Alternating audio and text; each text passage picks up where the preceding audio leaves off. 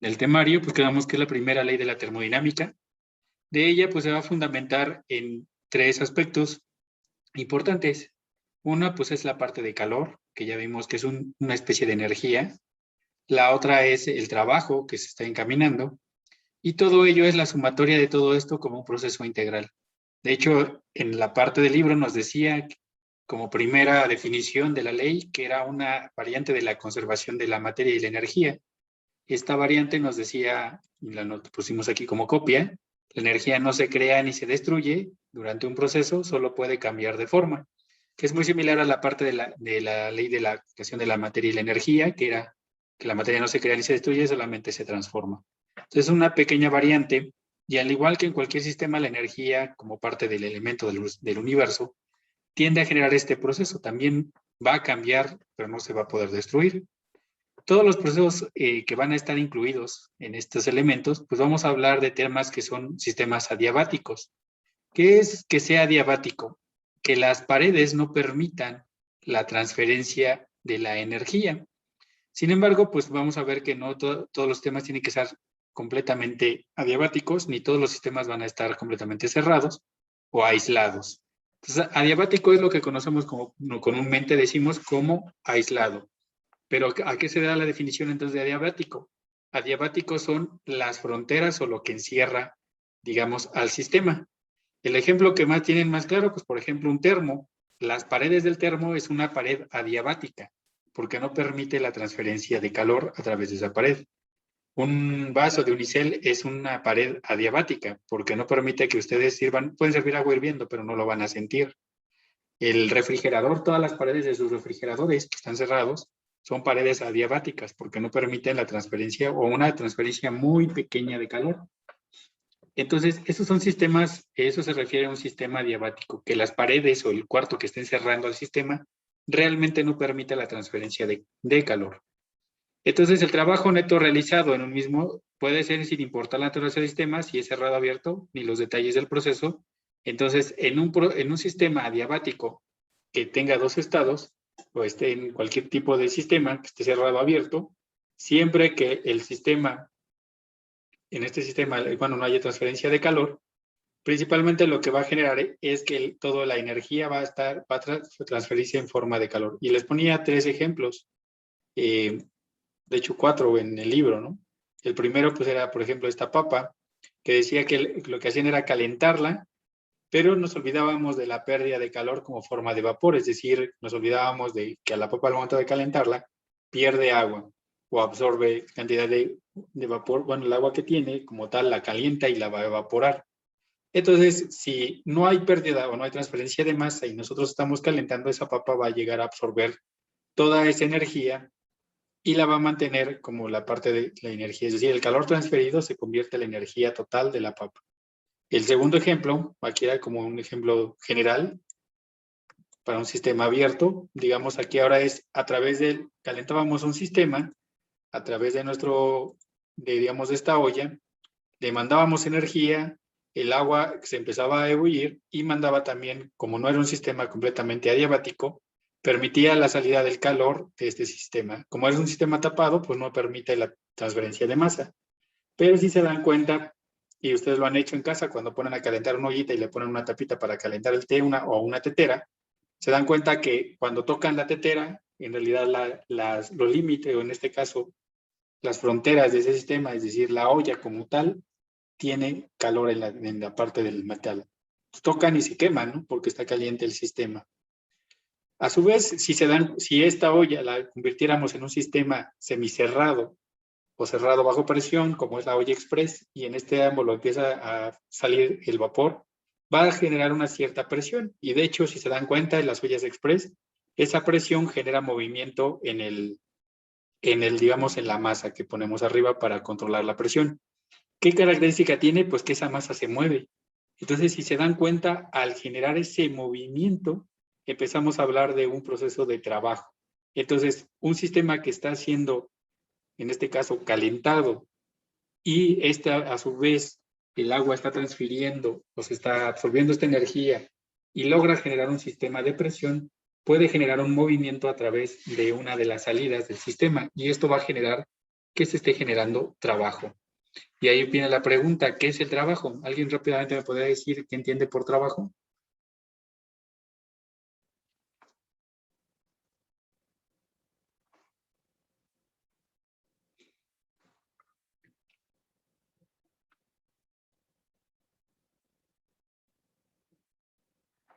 Alguien por ahí que me diga qué genera por trabajo, qué se entiende por trabajo. Una acción a realizar, ¿es así? Una reacción a realizar, ya vamos en avance, sí, una acción a realizar. ¿Qué más? ¿Qué característica va a tener esa acción que yo realice para que la pueda convertir en trabajo? La canalización de una energía en su aplicación. Bueno, sí, en términos muy generales sería llevar a cabo o dirigir esa energía hacia alguno de los temas para que puedan tener un movimiento. Entonces, algo interesante del trabajo como tal es que va a tener una parte, como dijo, de esa canalización de energía va a generar un movimiento. ¿Cuál es la característica de ese de movimiento? Pues que se desplaza. Entonces, un trabajo normalmente va a estar indicado porque va a haber una fuerza, vamos a necesitar algo que nos ayude a mover, como dijo esa canalización de energía, pero nos lo va a ayudar a mover de un objeto, poderlo trasladar a otro lado. No necesariamente tiene que ser el traslado, pero sí, por ejemplo, si lo vemos como un abanico, si fuera un abanico es la rotación. Si hablamos de la posición de un aspa, digamos, en manera inicial yo tengo un aspa de manera vertical y al momento de llegar, digamos, vapor y la hace llevarse ahora a un punto horizontal, hubo un desplazamiento, una distancia, aunque haya sido en un proceso de rotación. Entonces el trabajo, normalmente el trabajo mecánico es una forma de expresión de la energía, porque estamos haciendo movimiento. Los más comunes de ese trabajo, pues le decía, es, por ejemplo, un desplazamiento lineal. Yo levanto o muevo mi mano para, por ejemplo, mover el cursor, yo ya estoy haciendo un desplazamiento y ese desplazamiento está ocupando energía. ¿Qué energía? La que yo genero en mi parte de mi metabolismo y la transformo en un proceso mecánico. Mi proceso mecánico es tensar o relajar los músculos y tendones para que puedan mover la mano. Y ese relajamiento o extensión está generando movimiento del tendón, lo está alargando o acortando, es decir, es un movimiento a través de una distancia. Y les decía, puede ser lineal, vertical, rotacional, como en el caso de los abanicos. Esos serían simplemente sistemas de movimiento. Entonces, el trabajo está relacionado con una fuerza aplicada a una distancia. Les decía, no necesariamente la distancia tiene que ser lineal, vertical, horizontal, rotacional. De hecho, puede ser, por ejemplo, esas son las más comunes, la directa, ¿no? Bueno, la lineal, que es caminar. La, digamos, rotacional, que es cuando tenemos un motor, una bomba, y hacemos que se mueva. Y, por ejemplo, una longitudinal transversal, como por ejemplo los resortes. Ahí estiramos y se estira longitudinalmente, pero también se acorta, digamos, diagonalmente o horizontalmente se está haciendo más pequeño cuando estiramos el resorte. Cuando el resorte en este caso se comprime, la parte que se había hecho, digamos, holgada, es decir, la parte longitudinal, se hace más amplia y la parte que es la parte larga, muy bien, la parte longitudinal se hace corta y la parte que se refiere a la parte de lo ancho se hace más grande. ¿Por qué? Porque está regresando a su forma original. Entonces, esas son características, por ejemplo, de movimiento y de trabajo. Ahora, en un sistema, en esto aplicado en sistemas, por ejemplo, adiabáticos, pues nosotros vamos a tener, por ejemplo, en el caso de energía en forma de trabajo, nosotros podemos convertir la energía en términos de calor. Por ejemplo, ¿cuáles son ellos? Las resistencias que utilizan para calentar el agua. Tenemos un flujo electrónico y entra, por ejemplo, para calentar el agua, fluye los electrones, excitan las moléculas de manera real y esto hace que el agua empiece por fenómenos de electromagnéticos a calentarse. Lo mismo son los sistemas de calefacción. Por ejemplo, este es un sistema de calefacción. Yo tengo mi pila, conecto una resistencia. Aquí va a haber una transferencia de calor o de energía en forma de calor. Y al no tener el sistema, aquí lo que voy a hacer es un sistema principalmente de movimiento, de trabajo. Entonces, ¿cuál es el trabajo? Pues realmente la energía que está pasando a través del cableado y regresa otra vez. Es decir, el trabajo lo está realizando el electrón o los electrones del flujo de electrones que están recorriendo una distancia a través de la resistencia y regresan otra vez al punto de origen. Entonces, este es un trabajo y este es un circuito. Hacer un circuito es un sistema que va a terminar en donde inició. Entonces, aquí está haciendo esto, está haciendo esta migración de electrones, está pasando a través de esta resistencia, y esto se está convirtiendo, este flujo de electrones, este trabajo, porque se acuerdan que está moviéndose, esta energía que se está moviendo en este sistema, está calentando el sistema, y esto se convirtió en calor, y esto a su vez es energía. Otra forma de verlo es, por ejemplo, aquí, y ahora vamos a un sistema en donde nos mencionaba el ejemplo. Por ejemplo, los que yo tengo en donde genero calor, por ejemplo, en sistemas de calefacción, como el más común de estos sistemas, por ejemplo, son las turbinas, los géiseres, y el más interesante de todos, pues es, por ejemplo, la locomotora. Yo meto vapor o aire aquí, va a hacer, yo empiezo a calentarlo, o meto energía dentro de este sistema, y al moverse esa energía empieza a haber sistemas de presiones. Aunque no haya un flujo de corriente de aire, pero el hecho de haber diferentes presiones en diferentes lugares del sistema, lo que va a hacer es que se mueva mi hélice. Y esto se va a ver reflejado en una, digamos, en un proceso mecánico, en una flecha. Va a empezarse a mover esa flecha. Y esto es lo que llaman trabajo, y se le llama energía de torque. ¿Por qué es energía de torque? Porque estamos haciendo que la flecha esté girando, y este giro lo vamos a poder transferir a un proceso de trabajo. Esta es otra forma de hacerlo, y se utiliza principalmente, por ejemplo, lo que ustedes ven en las locomotoras. Estamos calentando, la locomotora está haciendo presión bueno, en este caso sí es un sistema abierto porque está liberando el vapor, pero permite principalmente, permite el movimiento del vapor para que se mueva, digamos, en este caso un sistema mecánico, y empieza a ver el movimiento de una flecha, y esto a su vez es traducido al movimiento en las ruedas y da el movimiento, y nos va a generar ese movimiento. Entonces, la energía como tal, al calentar el vapor transfiere su energía a un sistema mecánico, y este sistema mecánico lo transfiere al ambiente. Entonces se convierte en un sistema adiabático porque no estamos perdiendo el calor, estamos calentando, y está generando esta parte del movimiento. Entonces, si se dieron cuenta, partimos desde un sistema simple de nada más transferencia de energía por medio de un calentamiento, transferencia de energía, ya lo empezamos a hablar aquí donde hay un movimiento por parte del vapor. Aquí hablamos del trabajo o de la energía en términos de la electricidad como movimiento de electrones, es decir, aquí hay un movimiento y esto está generando trabajo, o transformar esa energía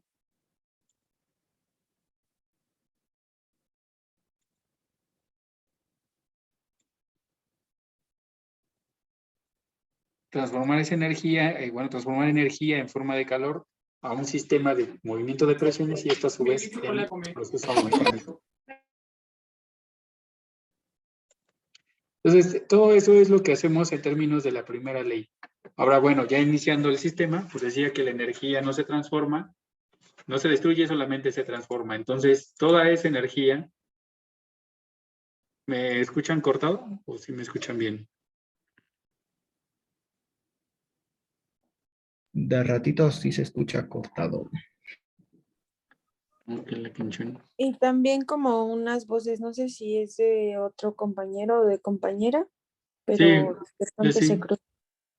Sí, ahorita se habían metido, bueno, más bien habían activado su micrófono, ya lo silencié.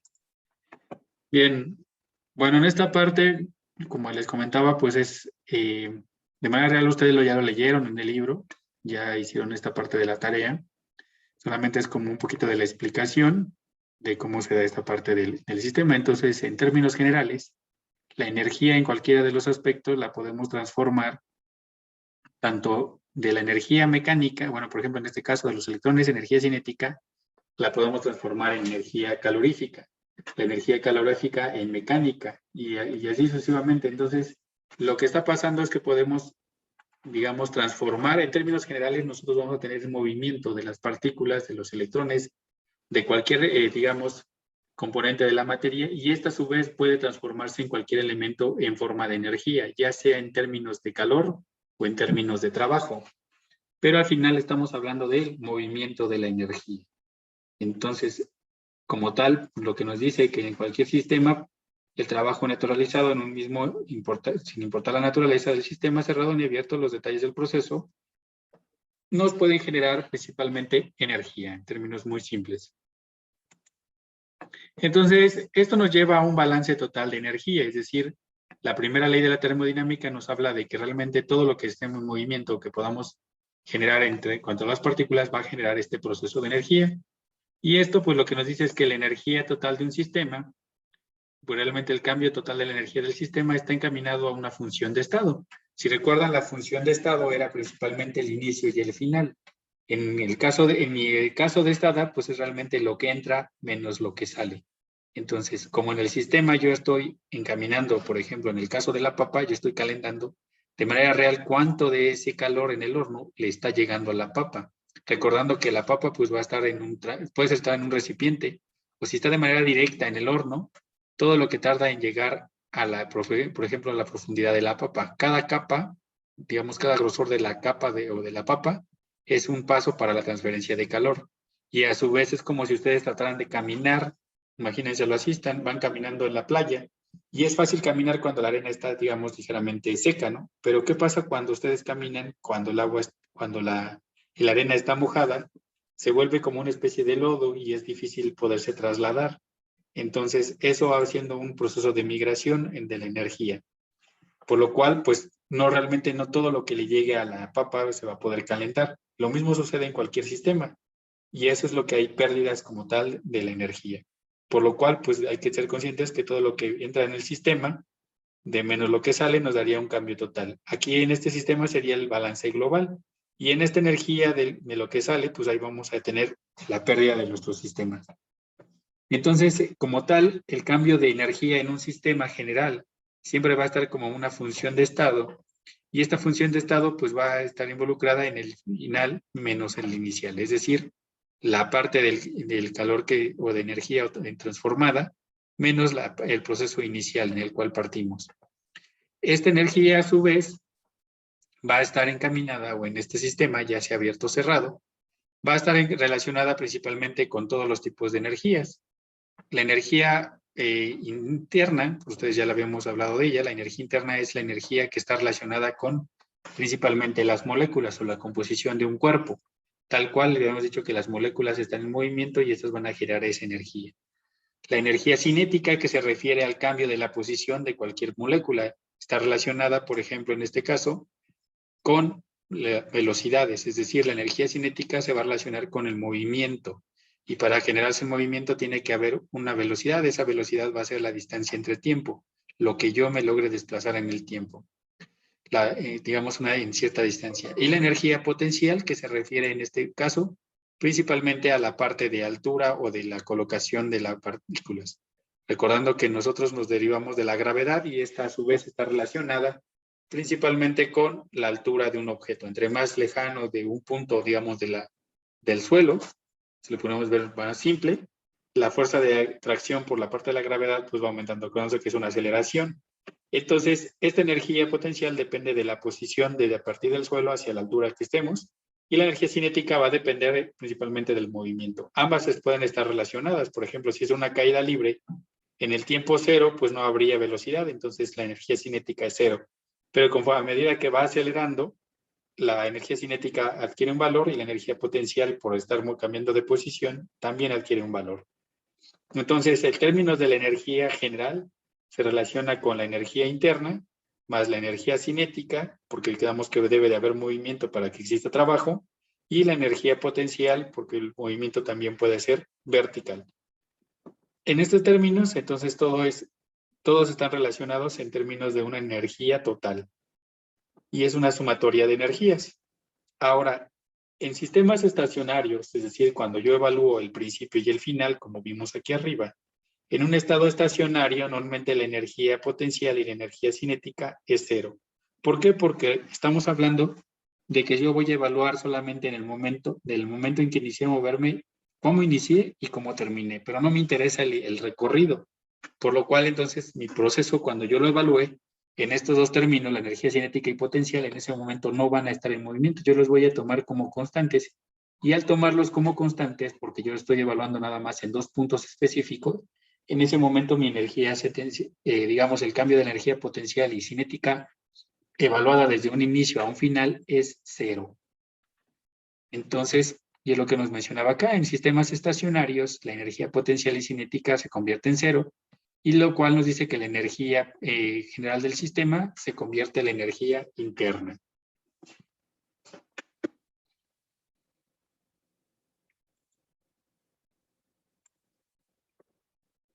Por último, para terminar esta parte de la sesión y entendimiento de la energía, pues recordemos que en nuestros sistemas, pues nosotros no vamos a tener sistemas completamente aislados, o sea, completamente adiabáticos, ni completamente cerrados.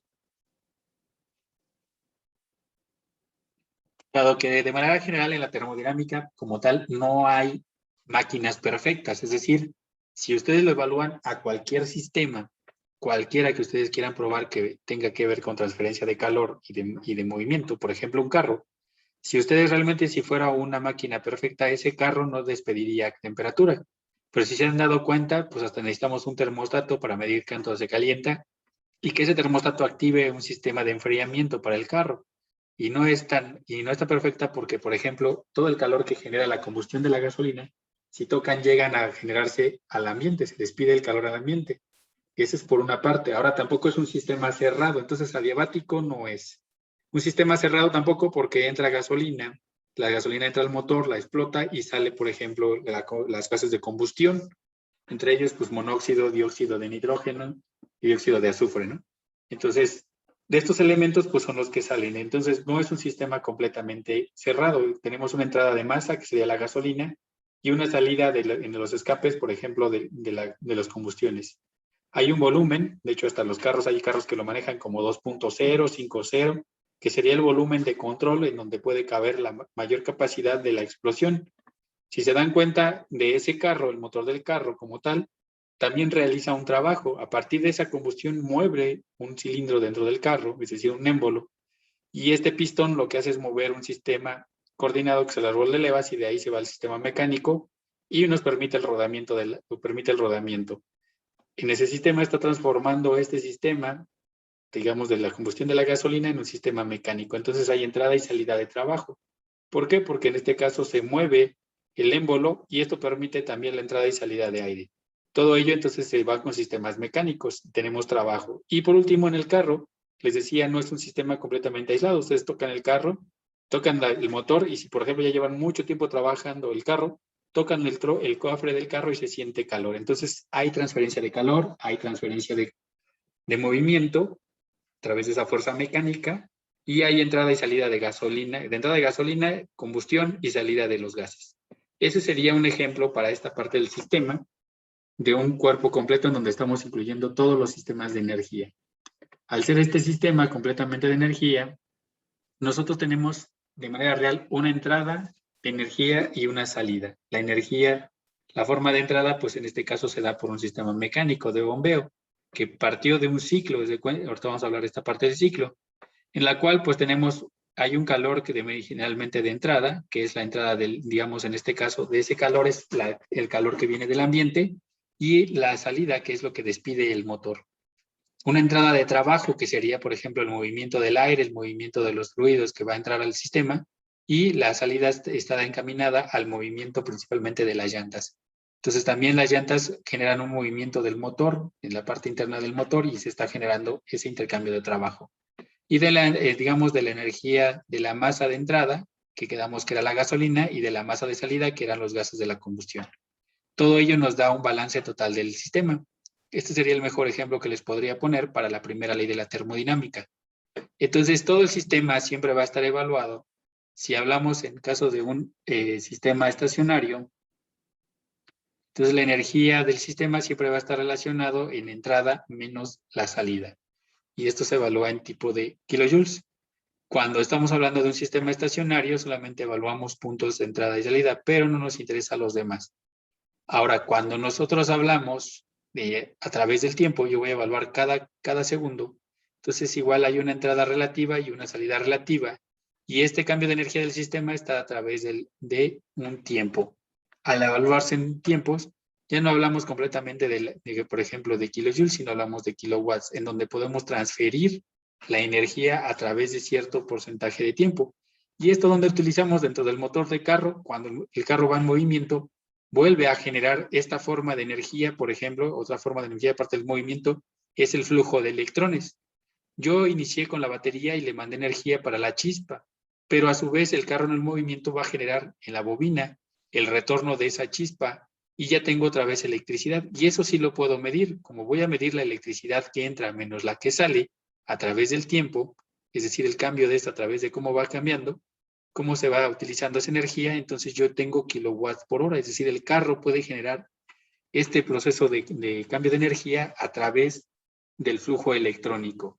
Y ese flujo electrónico pues me va a generar que la batería siempre tenga carga. Entonces, esos son los elementos que puede generar, por ejemplo, como les decía, el mejor ejemplo que les puedo poner es el carro. Ahora, todo ello pues se convierte principalmente en sistemas de medición o en estado estacionario, cuando yo nada más evalúo un inicio y un final y no me interesa toda la parte intermedia, o en estado, digamos, de trayectoria, cuando yo evalúo a través del tiempo y voy a evaluar cada condición de cambio. Y lo voy a evaluar en segundos, minutos, horas, milisegundos, días, meses, ahí lo voy a evaluar según la necesidad y cambia la condición de la unidad de medida. Acá en este caso era kilojoules como unidad principalmente de energía, que se puede expresar en términos de calor o de trabajo, y en el caso de la energía a través del tiempo la hablamos por kilowatts, que normalmente se relaciona mucho con el paso de transferencia de trabajo en términos de la electricidad. Bien, por último, pues ya tenemos la parte del calor, que se multiplica por la condición de tiempo, y el trabajo también puede estar evaluado en condición del tiempo. Entonces, la energía total en este esquema, evaluado en condiciones del tiempo, pues si nosotros lo hacemos de manera diferencial e integral, pues nos quedaría la energía en términos de kilojoules, siempre y cuando evaluemos el tiempo en dos puntos estacionarios. Es decir, si yo evalúo cada minuto, pero al final voy a evaluar por una hora, convierto este sistema en estacionario y otra vez regreso a las condiciones iniciales. Puedo también evaluar por la cantidad de masa y eso se convierte en una energía específica. Y esta, al dividirla por la cantidad de masa, pues energía, en este caso yo puedo decir que, por ejemplo, por mi tamaño o por mi peso, yo realizo cierto movimiento. Entonces, ejemplo de ello, y aunque no es por hacer bullying nada, por ejemplo, no es lo mismo que una persona gordita corra que una persona esbelta. La posibilidad, pues sí, claro, de movimiento, pues la persona esbelta va a generar más y más si hace ejercicio. Pero en términos generales de energía, la persona que tiene más peso está generando más movimiento y más energía que una persona esbelta. ¿Por qué? Porque está desplazando, es como si al esbelto le pusiéramos la misma cantidad de masa, pero él cargado como si fuera una pesa. Entonces, ¿quién realmente está generando más energía en ese proceso? Pues la persona gordita. ¿Por qué? Porque está cargando y desplazando toda esa cantidad de masa. Y al desplazarla y vencerla, está cargando más que la persona esbelta. Por eso algunos corredores o atletas se ponen pesas para que realmente su musculatura esté acostumbrada a ese desplazamiento de energía y así entonces ahora sí podríamos comparar la cantidad de energía que está moviendo una persona. Entonces, eso es cierto. La energía sí puede estar relacionada a la cantidad.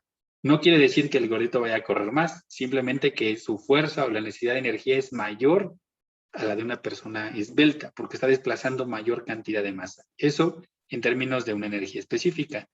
Y bien, en términos de diferenciales, es decir, de pasos a través del tiempo, pues también podemos tener la energía como proceso diferencial, evaluarlo a cada instante del tiempo. Por último, pues nos dice que tanto el trabajo es igual a la energía de la entrada, digamos, a la energía en términos de calor, cuando nuestro sistema completamente se convierte en un ciclo. Es decir, cuando yo, por ejemplo, en el carro, inicia, digamos, la explosión, baja el émbolo, el otro émbolo empuja hacia arriba y vuelve a regresar a su estado original. Es decir, primero hubo la explosión, bajó el émbolo, del otro lado hubo la explosión y obligó al émbolo que estaba abajo a subir, regresó a su estado original. Eso sería un ciclo, y cuando hablamos de un ciclo de ese términos, la cantidad de energía que existe o la cantidad de calor existente en ese sistema es igual a la cantidad de trabajo. Pero eso es en un ciclo. Entonces, en términos de esta pregunta del examen que venía, o podían decirlo que regresaban al inicio, que eran iguales, podían decir que también estaba a cero. Eso entonces era una forma de decir la igualdad de la energía. Entonces, en un ciclo, siempre que se cumpla un ciclo, toda la energía generada, o bueno, el calor generado en un sistema es igual al trabajo generado. Y pues eso sería realmente todo de esta parte de la primera ley. Entonces, en términos muy simples, lo que hablamos es que la energía total, pues no se crea ni se destruye, se puede relacionar con la forma de energía, en forma de energía interna, en forma de calor, en forma de trabajo y en forma de la transferencia de masa. Para ello, pues debe de haber digamos, estos esquemas que decíamos, transferencia de calor, que es el movimiento del calor hacia las paredes o hacia el interior, la transferencia de trabajo, que es el movimiento a través de la energía para poder generar un movimiento o el flujo electrónico, al final de cuentas hablamos de movimiento, y el flujo de masa, es decir, una entrada y una salida. Y eso nos da un cambio de la energía del sistema, o energía total del sistema. Bien, ¿dudas respecto a esta primera ley de la termodinámica? Profe, en la diapositiva 2, se puede regresar. Sí, de hecho, Ahí en Sí, lo escucho. ahí en la energía cinética, en V, 2 arriba y 2 abajo, menos V, 2 arriba y 2 abajo, hay como, ¿qué representa eso? 2 arriba y 2 abajo. Ok, bien, los subíndices siempre nos van a decir puntos, es decir, 1 y 2 que están en la parte inferior, 2 siempre es el final, 1 siempre es el inicial. Siempre que ustedes lo vean es estado final menos inicial, es decir, el tiempo 2 menos el tiempo 1, o el paso 2 del tiempo 1, nada más para diferenciar. Y el de arriba es cuadrado de la velocidad. La energía cinética se mide por un medio de la masa por el cuadrado de la diferencia de la velocidad. ¿Por qué al cuadrado? Porque en términos cinéticos nosotros estamos evaluando principalmente, bueno, lo veríamos como términos en el espacio, y la velocidad como tal es una función de trayectoria, se mide como la distancia entre tiempos. Si recuerdan, velocidad, la definición es la distancia que recorro en un tiempo, pero como yo no me interesa evaluar el tiempo al tiempo, y lo que yo me interesa es evaluar un término estático, entonces lo elevo al cuadrado para que en lugar de que se vuelva un punto, yo lo pueda evaluar a un término de una unidad fija, es decir, a un espacio. Si lo termino en términos muy simples,